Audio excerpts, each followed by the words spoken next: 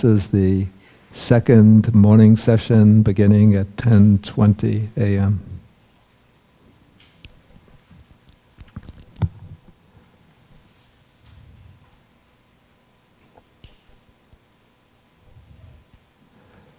Okay, so now we've briefly explained the way in which the practitioner in the vehicle of serenity does the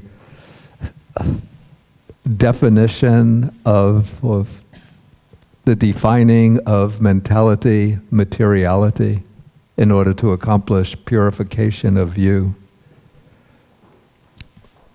And now we come to one whose vehicle is pure insight.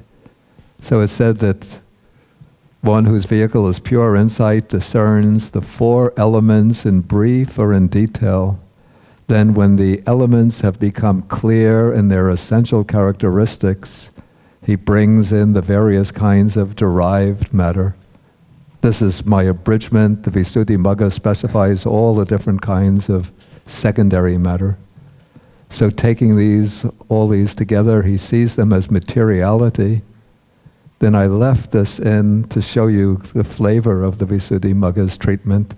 When he has discerned materiality thus, the mental states become plain to him in accordance with the sense doors, that is to say, the 81 mundane chittas consisting of the 2 sets of 5 consciousnesses, the 3 kinds of mind element, and the 68 kinds of mind-conscious element, and the 7 mental factors, contact, feeling, perception, volition, life, one-pointedness of mind, and attention, which invariably accompany all these chittas. Taking all these immaterial or mental states together, he sees them as mentality. So that is how one meditator defines mentality, materiality in detail through the method of defining the 4 elements. This is what I would call the scholastic way of explaining the definition of mentality, materiality. And maybe there are some meditators, perhaps it's said that those who follow the method of Pa-Auk Sayadaw are able to distinguish the distinct individual chittas and their constituent chaitasikas. But first, that's extremely difficult to do and requires prior attainment of the jhanas, even to the level of the 4th jhana. And I'm not sure that it's necessary for successful completion of the distinction of mentality, materiality. The way it's developed in what I call the vehicle of dry insight. Okay, it would begin with the recognition of the difference between mentality and materiality. Okay, as one is observing, say, the rising and falling of the abdomen, as the mind becomes very well concentrated on the rising and falling, at a certain point, one is able to see the clear distinction between materiality, which is the substance of the body that's arising and falling, arising and falling, and one is making that mental note, rising, falling, that is, that the mind is knowing the rising and falling. So what's becoming apparent is a distinction between the body itself, which is matter, materiality, undergoing the rising and falling of the abdomen, or it could be the breath coming in and out, and the mind which is knowing what is taking place. So now that distinction has become apparent of mentality, materiality. And even more than with the sitting meditation, the distinction becomes, I think, even clearer through the walking meditation. Since as one is walking back and forth, one experiences that there is the body which is taking each step, picking, pushing, picking, pushing, putting, pressing. And there is the knowing of what is taking place. that is mind or mentality. And to bring out the distinction, to make the distinction even more clearer and sharper, what is advised in this tradition is that before any action takes place, one notes the intention to perform that action. That is the volition. And so when one is doing, say, the walking back and forth, one notes, let us make it simple first with right step, left step. One notes the intention to take the right step. Then one notes the right step itself. One notes the intention to take the left step. Then one notes, observes the step itself. So the intention is an aspect of mentality. The movement is materiality. The knowing of the movement is mentality.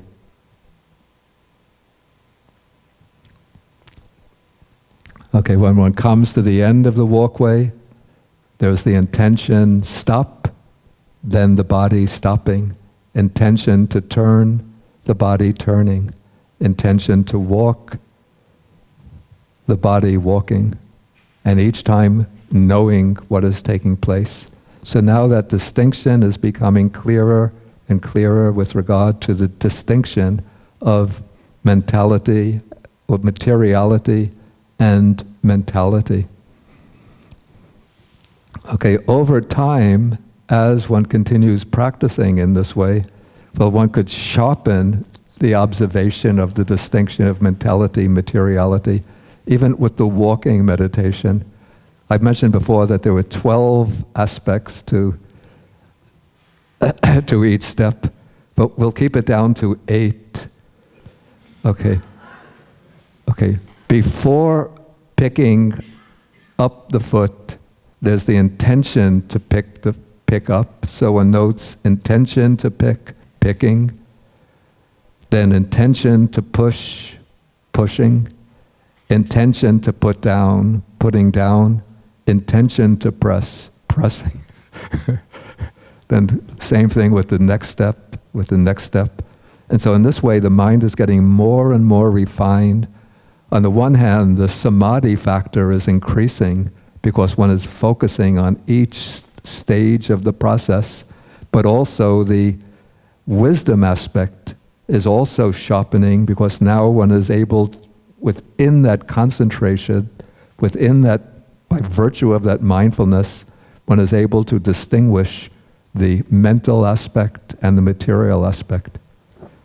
So maybe if one is practicing in that way to walk from here to the middle of this Buddha hall, might take 40 minutes, an hour.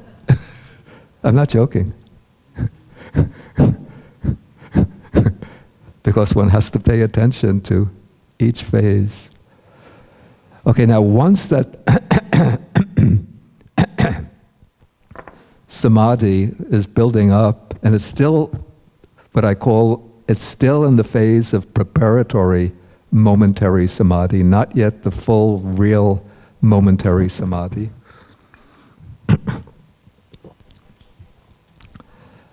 As one sits, or I find this easier to do when sitting, one can start to distinguish the 4 elements of the body. So one could pay attention. Excuse me, I have the water element is acting up in the throat. Okay, so one pays attention, usually beginning with the earth element, so one pays attention to the sense of solidity in the body. So one can actually scan the body from the top of the head down through the whole body, and the mind just moves through the body just like, I guess it's like an MRI, or is it a CAT scan that takes sort of slices, that's scanning through, or like something from a science fiction movie. The mind can go through and experience the solidity aspect in the body all the ways through. And then one could take the fluid aspect, which has the characteristic of cohesion, of binding the particles of matter together, and one could experience that cohesion all the ways through. And then one could scan the body in terms of the temperature, whether it's warm or cold, not just from the outside weather, but the sense of warmth or coolness within the body. And then one experiences the even the subtle movements of the body, little expansions and contractions. Those are manifestations of the air element or the wind element. So now one is able to discern the body in terms of the 4 primary elements, and then one understands on that basis that all of the secondary types of matter exist in dependence on the primaries. And one experiences the mind supported by the heart base. Okay, and then still, once the materiality becomes clear, then one could start looking into the mind and see it in terms of, I find the simplest scheme to use, that of the 4 aggregates. So one can note the feeling and simply defines when one just focuses the mind on feeling, then the mindfulness becomes entirely focused on the feeling aspect of the mind. So one just experiences a succession of feelings occurring, very short intervals, whether pleasant feeling, painful feeling, neutral feeling, whatever feeling there is, one is just completely, the mind is completely in tune with the feeling aspect. Or if one focuses on the perception, then it sort of shifts gear from feeling to perception. Then perception becomes, the mind is just observing its own observation in a sense, its perception of itself, just observing perception. And then there is volition, which is, in this case, or intention, manifests in the intention of keeping the mind on the object. So there is the flow of intentions becomes clear. And then there is the awareness of all of this, which is the aggregate of consciousness. And so there is this discernment of the 4 mental aggregates. So one's been able to examine materiality in terms of the 4 primary elements and to derive matter, and to examine what we call the the mind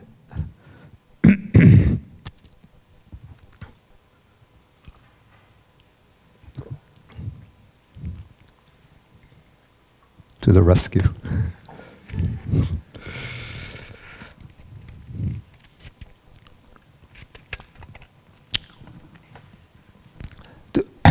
To examine the mind in terms of the 4 mental aggregates. And so in this way, a discernment or discernment has taken place of materiality and mentality functioning interdependently.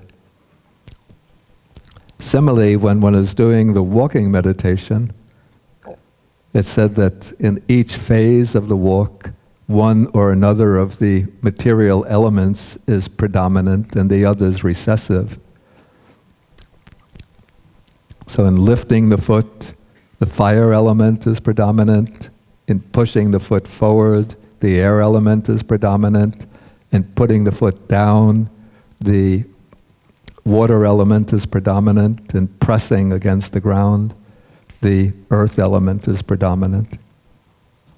And so one is able to see the 4 elements in the act of walking, and one also sees within the act of walking, as one is walking, the feeling is present, the perception of the walking, the intention of taking each step, and the awareness of all of this, which is consciousness.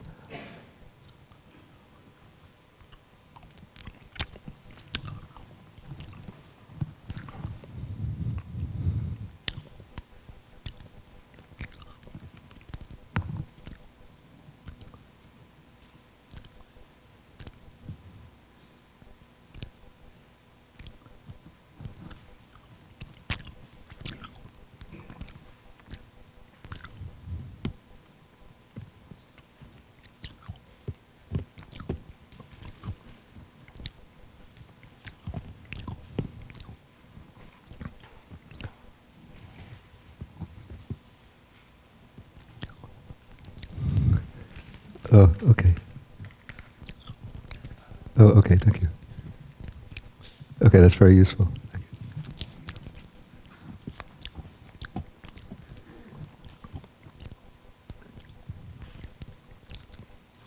Okay, so what I explained is somewhat similar to what is explained here in the Visuddhimagga, that one meditator more briefly defines mentality, materiality by means of the aggregates.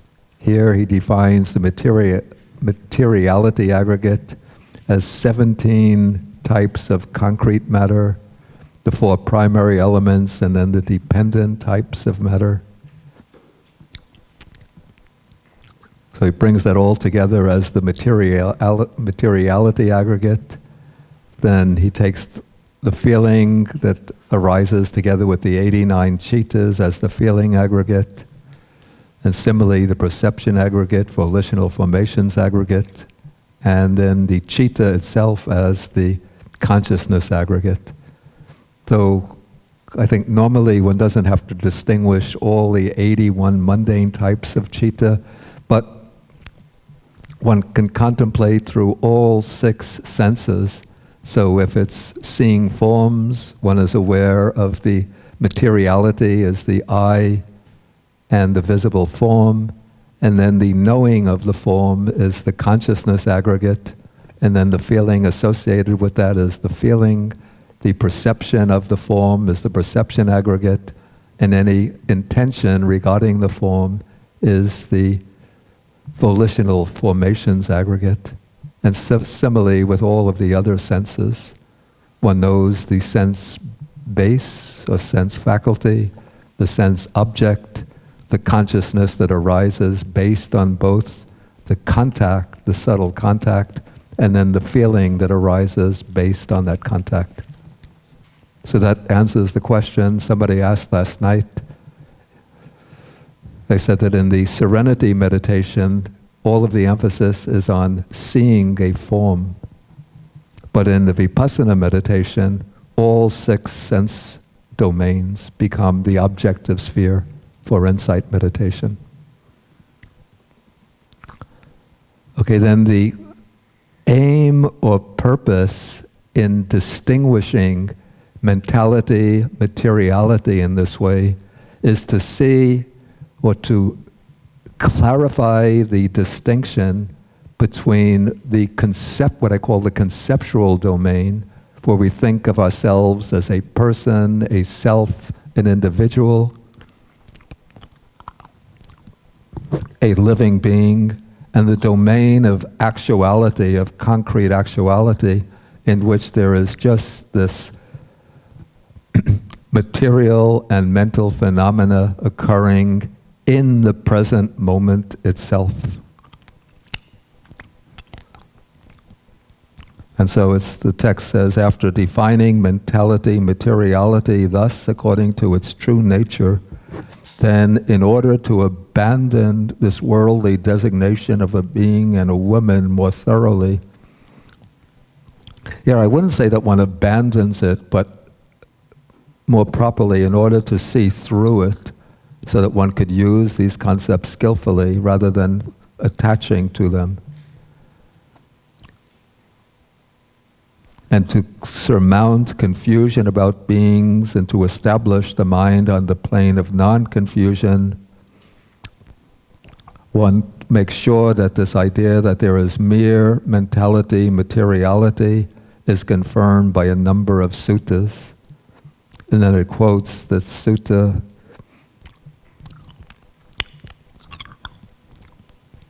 that just as the assemblage of parts is called a chariot, so when the aggregates are present in common usage, it's said that a being exists.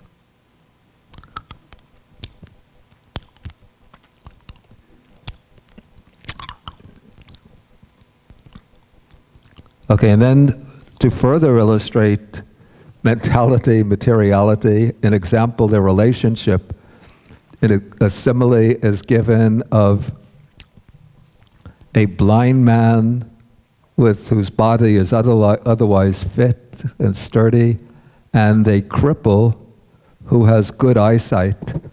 And so the two men are friends, and they like to travel to different places together.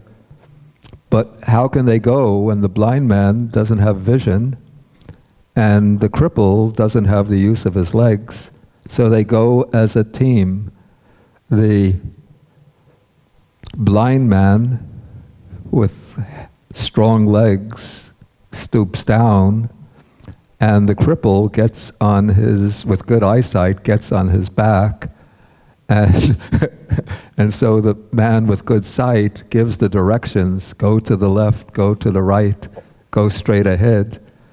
And then the blind man follows the directions of the cripple with good eyesight. And so in that way they can go wherever they want. And so it's nama, or mentality, which knows and experiences, and so that is what gives the direction to the body, which can move but doesn't really know anything in itself.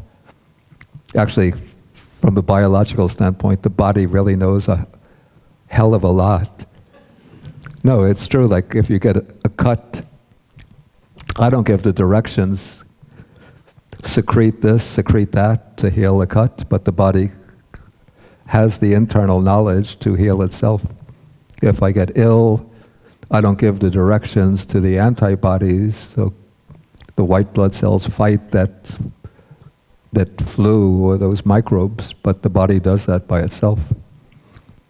But from this meditative standpoint, it's said that the body, when it's walking, the body doesn't know I'm walking, but it's the mind that knows I'm walking, the mind that makes the body walk.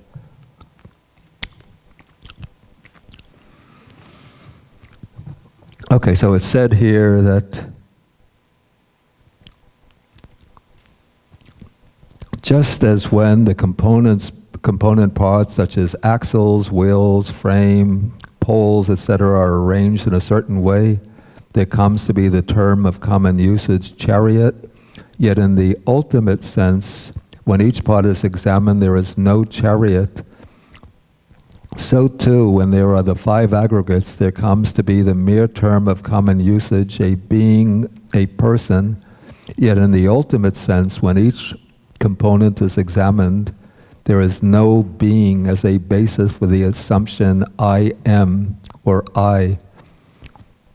In the ultimate sense, there is only mentality, materiality, and the vision of one who sees in this way is called correct vision.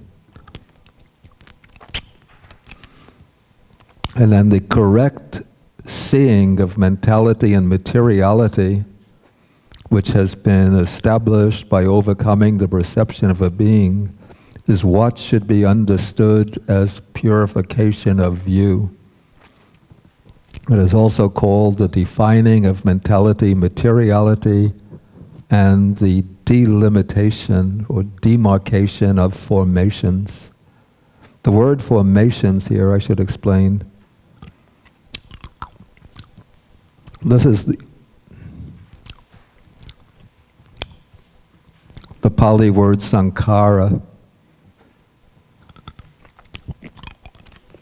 which in this sense includes all conditioned phenomena. So everything within the five aggregates is comprised under this word formations or sankhara.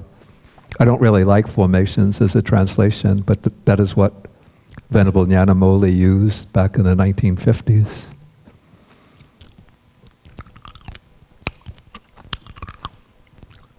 Okay, before we go further, maybe I should ask whether there are any questions.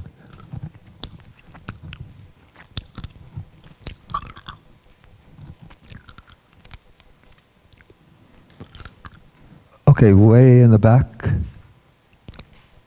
Lin, over here. And everybody should remember the 4 requirements, or 4 rules when asking questions. The question should pertain to the subject matter. It should be stated clearly and concisely. One should stand up, speak into the microphone, and also mention your name when you speak. Thank you, Bhante. My name is Maricela. Maricela, okay. Yeah. My question is there really a distinction between materiality and mentality, or is it a creation to help us understand, a mundane tool to help us understand? Yeah, I think that there is, at least from the Buddha standpoint, that there is a real distinction between mentality and materiality. Because in terms of the five aggregates, materiality is an aggregate itself. Mentality brings together the four aggregates, which are feeling, perception, the volitional activities, and consciousness. And the distinction between them, maybe put simply, is that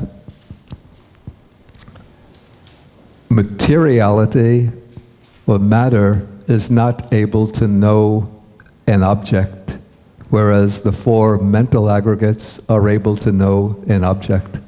So that is the distinction. Can I follow up with that? So a cell knows its object? Yeah, first, I'm speaking from the standpoint of the Buddhist text rather than from the standpoint of modern biology. So a cell, when we say, doesn't have a full-fledged consciousness, so the cell doesn't have what I call a clear discernment of its object. It seems to me that cells have some kind of mental functions. I don't know, I'm not a biologist, so I don't know how to explain those mental functions, but I would say that the cell is not conscious of an object in the sense that a person is conscious of an object.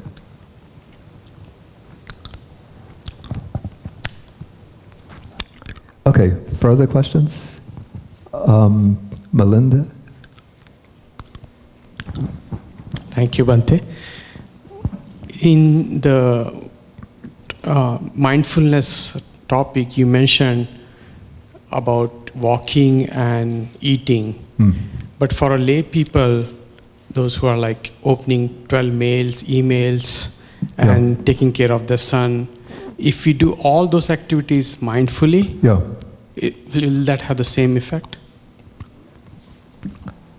I would say it's good to perform those activities with as much mindfulness as possible, but I'd say within the context of the day-to-day life, ordinary life, not only for lay people, also for monastics, it's difficult to build up the momentum of mindfulness that one can develop within a retreat situation or a situation of intensive practice where one is doing everything with sustained and continuous unbroken mindfulness. Then the mindfulness builds up that momentum which enables one to discern one's experience at very subtle levels. Thanks. Perhaps there are practitioners with very mature spiritual faculties who, in the course of their everyday activities, can build up that level of mindfulness, but usually it's very difficult. Okay, Regina, and then Joan. Yeah. Thank you, Bhante. I have a question in the notes. There's a discussion of the 4 types of samadhi. Yeah. And I'm just a little confused differentiating the samadhi from insight, because in this description, description number 3, it says that here a bhikkhu knows feelings as they arise, as they remain present, and as they disappear. And that sounded vaguely familiar with Mahasi Sayadaw's. So is that samadhi or insight?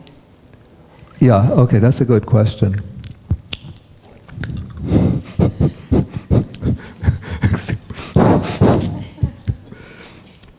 Oh, now what do we do with it?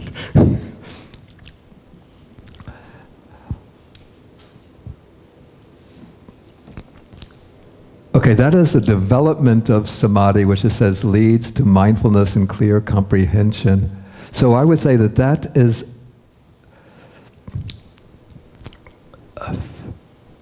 it seems to me really that it's more a development of mindfulness. It should be development of mindfulness and clear comprehension that leads to the momentary samadhi or insight samadhi.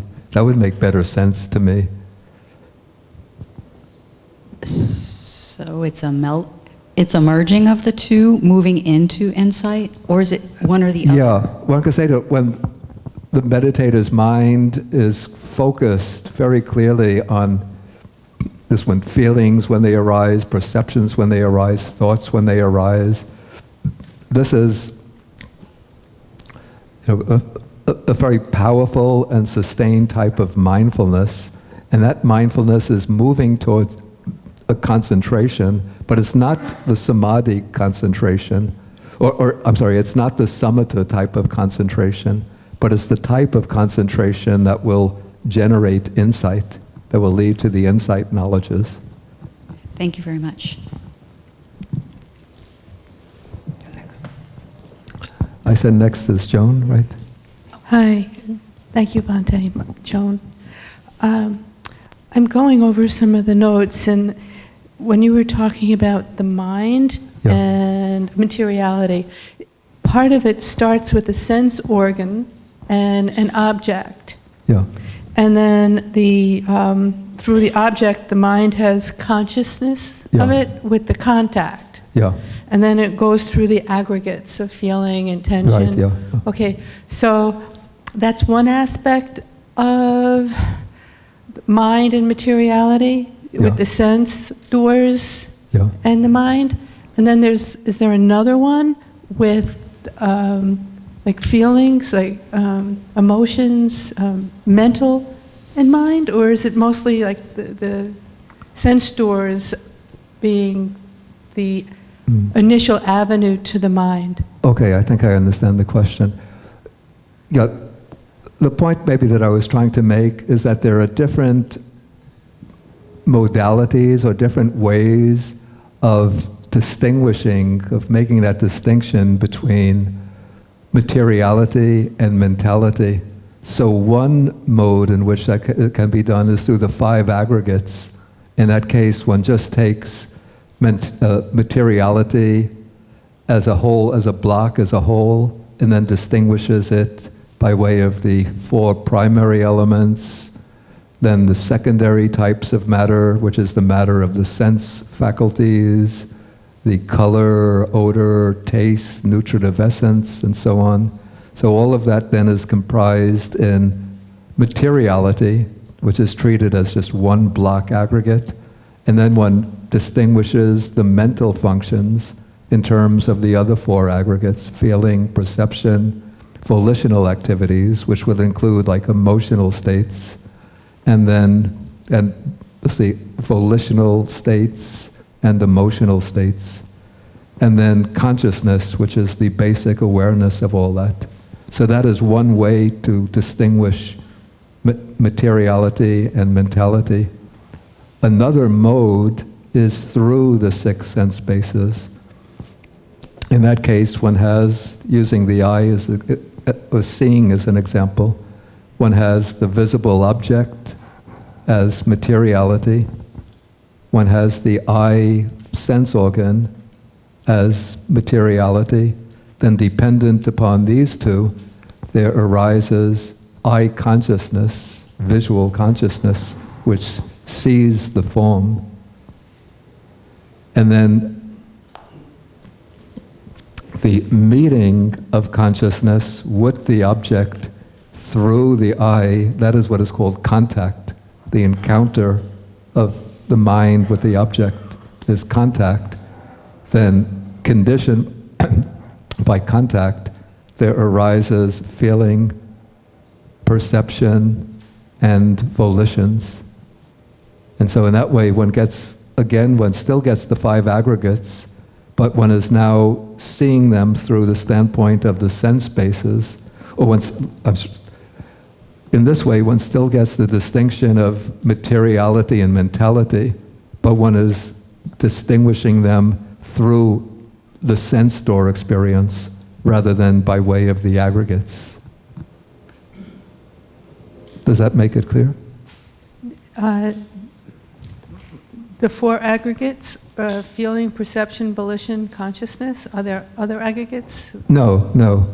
I'm mistaken maybe on the aggregates? The what? Am I mistaken on what the You aggregates said are? feeling, perception, Volition, and volitional consciousness? activities, which is a broad category that includes just about all the other mental factors that are mentioned apart from feeling and perception.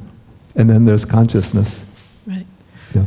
So if we're doing walking meditation, Yeah. we have to really pick, in a way, our intention would be focused on maybe our sense organs, or maybe our volition would be, or our intention would be to focus on sense organs or the elements. No, no.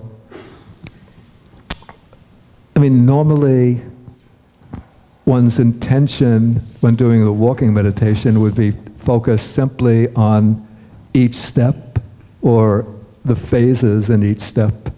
So if one is doing right, left, the intention is simply to take right step, then to take left step, to take right step, to take left step. If one is doing the phases, picking, pushing, putting, pressing, so one is intending to take each, one is intending each phase of the step. So here, one is able to distinguish mentality and materiality by seeing the difference between the body, which is taking the step, and the intention, volition, just two words for the same thing. The intention, which is motivating the step, and then the consciousness, which is the awareness of one's taking the step. Yeah. Maybe at some point, if one really wants to go into subtle detail, one could start then distinguishing the feeling, perception that arise, but that would be maybe too clutter the mind with too much discrimination. I think that's what I do. No, I think in walking it's simply enough initially really just not even to be concerned with the intention, but in the early stages just to be observed, to be as observant as possible of the body in the act of walking, each step or each phase of the step. Thank you. The awareness of the intention comes at a somewhat later point. But how about, it's the skin that feels the movement, which, when I'm walking, when I push that foot forward, in the pushing, I'm also feeling movement or wind. Yeah. And I feel that with my sense organs. You feel that with your? My sense organs, my skin? Yeah. Okay. Yeah, if you get a clear perception of that movement, then you focus, you observe, you note the movement. If there's like a breeze against the skin, you note either feeling or breeze or sensation, whatever. Okay. Yes, please. Please take the microphone. It'll be passed to you. Hi, my name is Tiffany Zhou. Excuse me? Tiffany Zhou? Yeah. Okay. My question is actually to mundane people, we actually our sensory opinion or sensory leisures actually affect our brain, our mentality, so bring us degenerate to lower levels without knowing it. To the Buddha or great bodhisattvas, they actually using their mentality to control their body. Use it as a tool to show their loving kindness. So basically, I think it's better to speak directly into the microphone. Okay. So basically, if a heart pace can generate loving kindness, how come a plant person? How can a person who actually mental dead? I think to me they will never generate a loving kindness. How can a plant person? Mental dead. Yes, vegetarian. Yeah. So they still have heart pace, but I think they will never generate loving kindness. I don't know. I mean, the questions really should be pertinent to the matters that we're discussing about the development of insight and not get into these, very theoretical questions which I'm not qualified to answer. So my point is actually our brain control the body. Yeah. Is not actually the physical. Everything in our body is like a chemistry, right? Like a blood, a skin, everything. Okay, I would just say that when the person is pronounced brain dead, but the heart is still beating, that the mind is still functioning at the level of what is called the bhavanga or life continuum. There are no longer active thought processes taking place. Right, so basically... No longer capable of taking place. So, but again, I have to cut the question off, I'm sorry, because I'm not going to deal with these theoretical questions. Yes, okay. The next question is actually, when we are doing meditation, we actually analyzing, focusing on our steps, how do we walk. Basically, how do we walk is actually the result of karma, because we can jump if we cut, one leg is cut off, so we work differently. So it's our karma. Why don't you focus on our brain? We differentiate the food. For example, we don't like Chinese food or we like Italian food, but we are food because both food can generate protein for you to have energy. Yeah. So why don't we analyze, contemplate on those I'm instead? Sorry, I have to say that questions have to be concise and really pertinent to the subject being discussed, not too theoretical. I can't answer theoretical questions like that. Okay, all right. Yeah. And I'm going to have to cut off all questions because there's another section that I want to deal with before we break for lunch. If you have urgent questions, you could write them down. In the evening, we'll probably have more time for questions.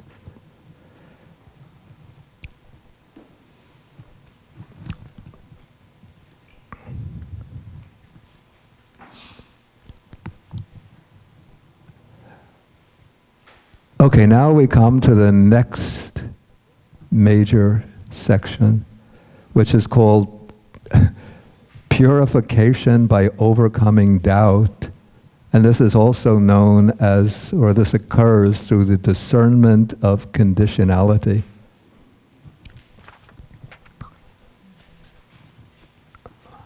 Let us see how it's explained first in the Manual of Abhidhamma. Now I'm on page 349. Okay, so it says, purification by overcoming doubt is the discernment of the conditions of that same mind and matter.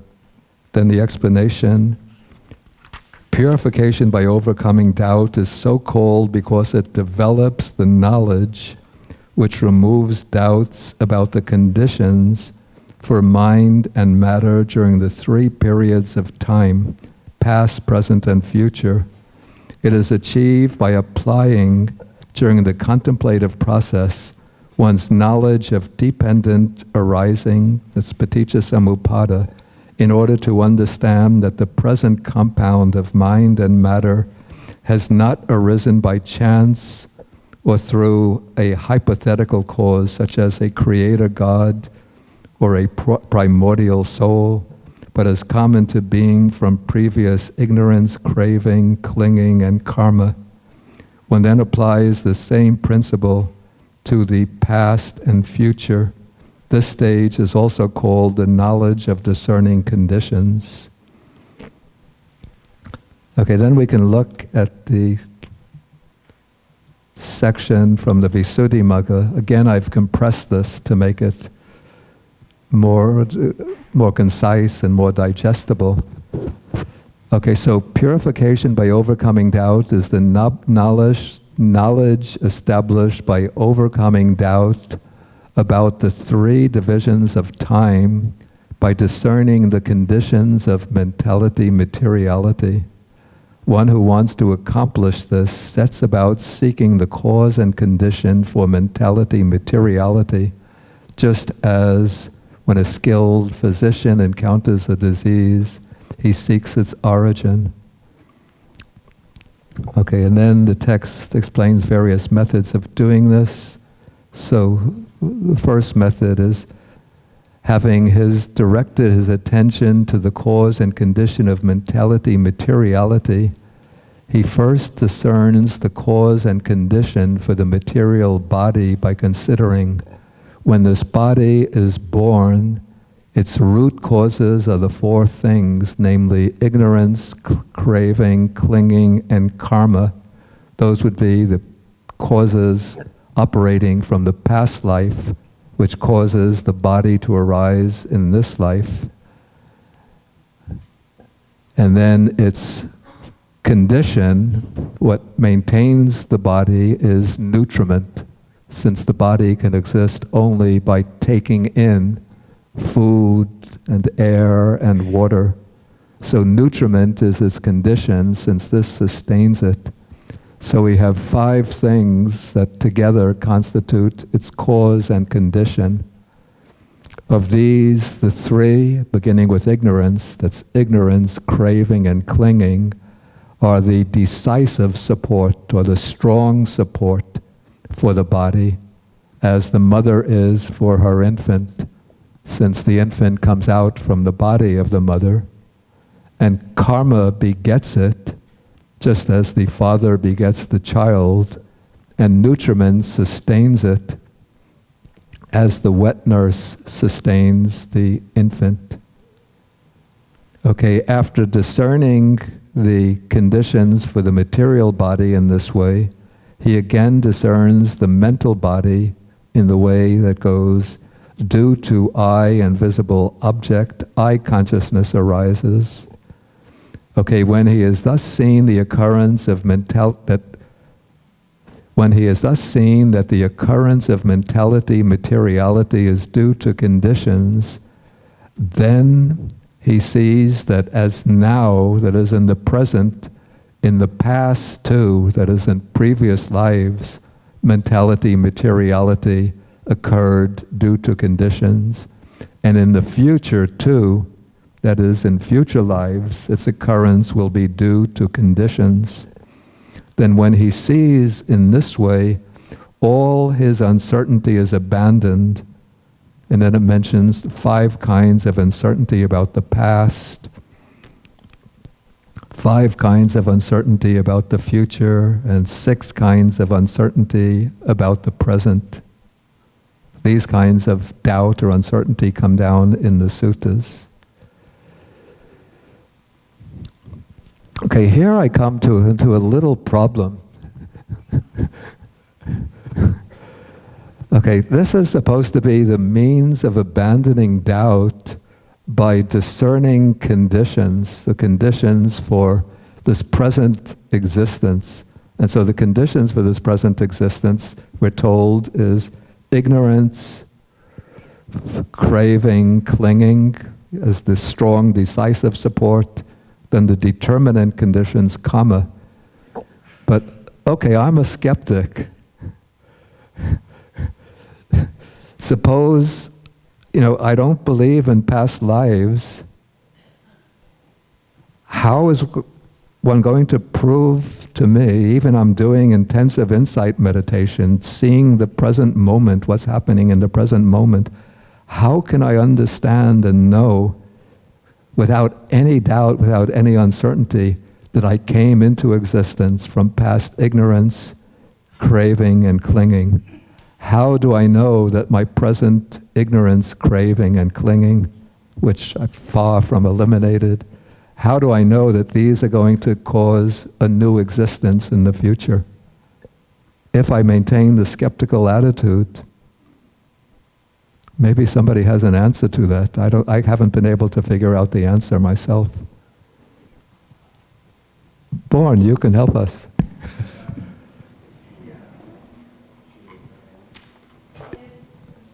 I could use that mic, but I can. No, we want the microphone so it gets recorded properly. I'm standing, and my name is Lily, and my question also, not a question, but my input on this point would be, if you know something, and I was just reviewing leprosy, how does it pick in the disease of leprosy? Yeah. prior to our modern science, and we can't treat the bacillus, why did it pick one innocent child, two innocent children, before we got the knowledge of how it manifests itself into the population, and then it's obliterated? But leprosy was something that was predestined for a child. We don't know that, but you and I stand on that too. I don't know, but it does work though. Okay, I think Born has some. Yeah. No, I wasn't going to say anything, but I think recently people see it, rebirth, as an analogy, some meditators and meditation schools. But I think by seeing as analogy that we were reborn every moment, I think that misses, though, the durka of the rounds of samsara. Right, So that's really what they're missing as far as eventual enlightenment. Yeah. Okay, anyway, okay, I'll give Johnny a chance if he wanted to speak, since he's doing a lot of work, so he doesn't get to speak much. Thank you for the comment, Pandey. I think one should have an open mind. If you don't know, say you don't know. So there's no proof to be wrong, and there's no proof transmigration does not exist. As Buddha said, that's the best way to preserve the truth. Okay, I have to continue, press on, so I'm going to have to cut off questions. You could write it down and ask later. Okay, you have the microphone, quick. I have one, but it's not on. It's on, you have to speak into it. My name is Dina. No, it's not on.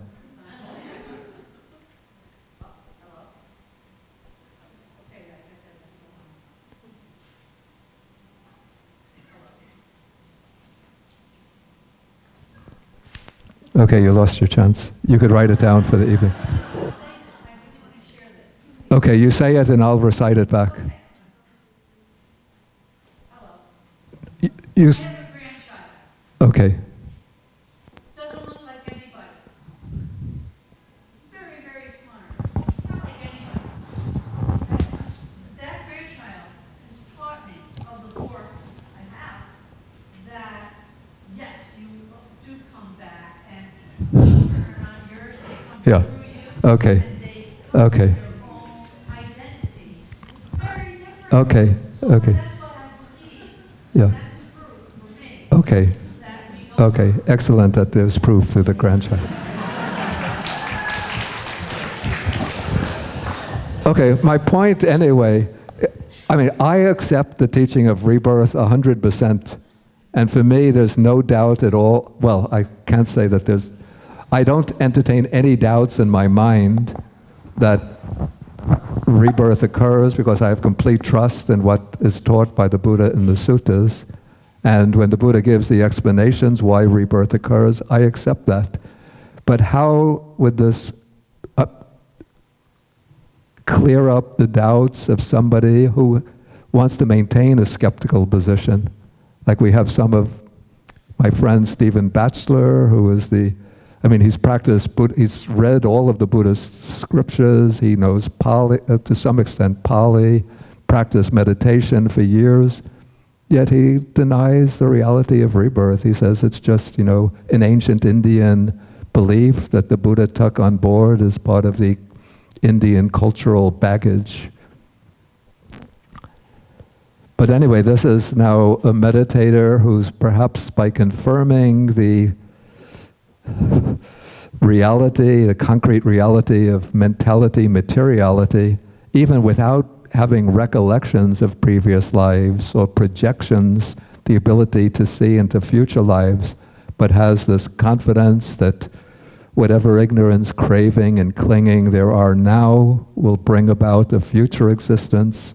And particularly what's convincing to me is that our good and bad deeds are wholesome and wholesome deeds. There's either two destinations for them. One is that at the end of a life, everything comes to an end, and all of our deeds just vanish.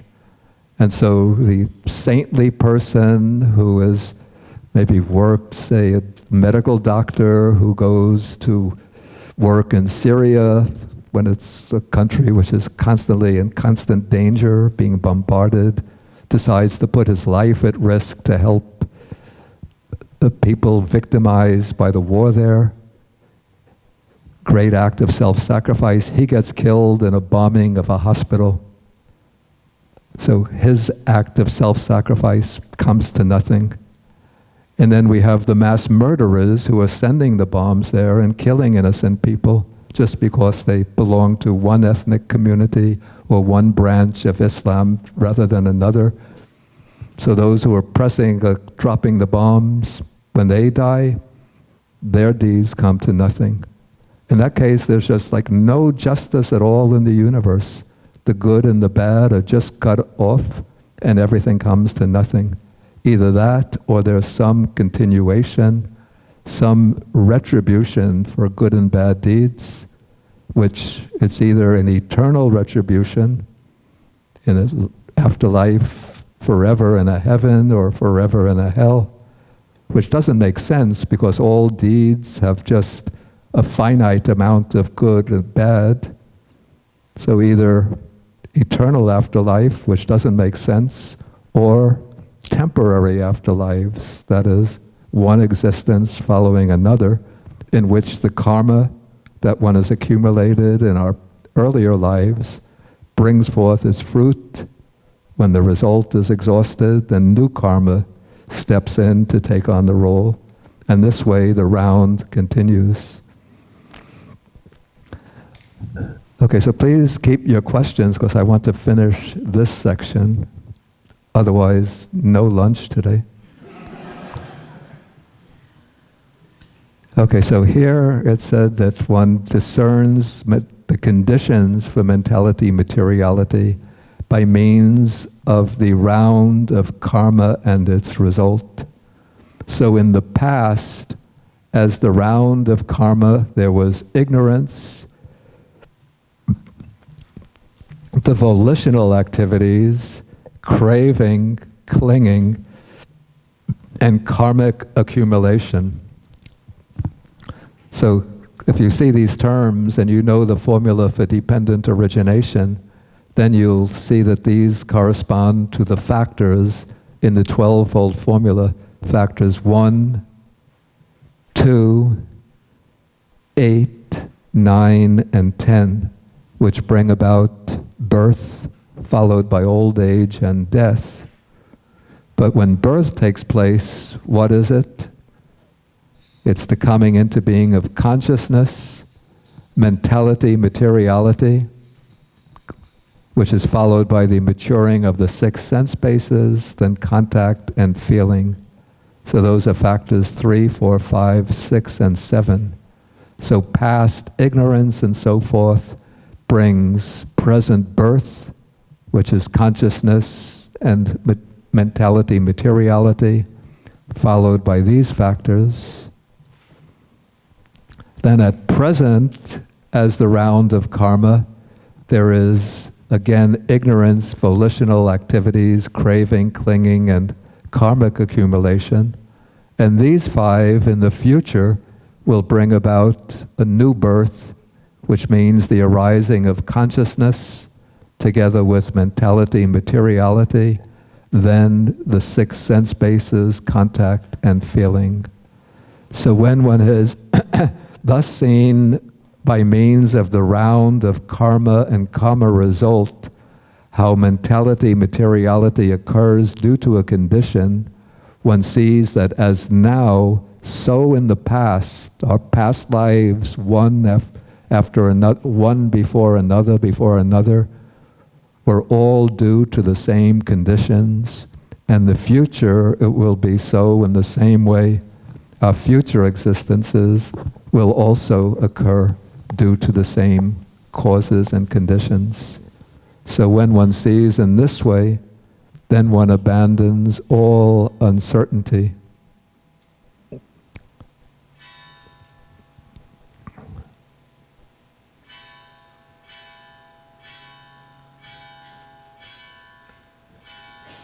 Okay, we don't have to read through the rest here, but the text concludes that when one practicing insight has acquired this knowledge, this discernment of conditions, he has found a foothold in the Buddha's teaching and is called a lesser stream enterer. This one is not yet a real stream enterer, but because he's able to discern, to understand the conditionality of existence, he has now a clear understanding of the essence of the Dhamma. Okay, I think I'm getting a signal someplace. Sound, ill will, intention, send somebody over and make it stop.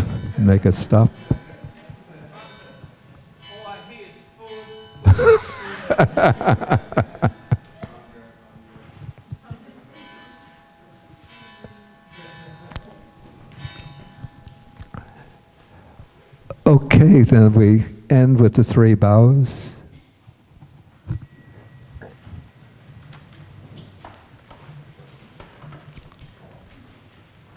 Okay.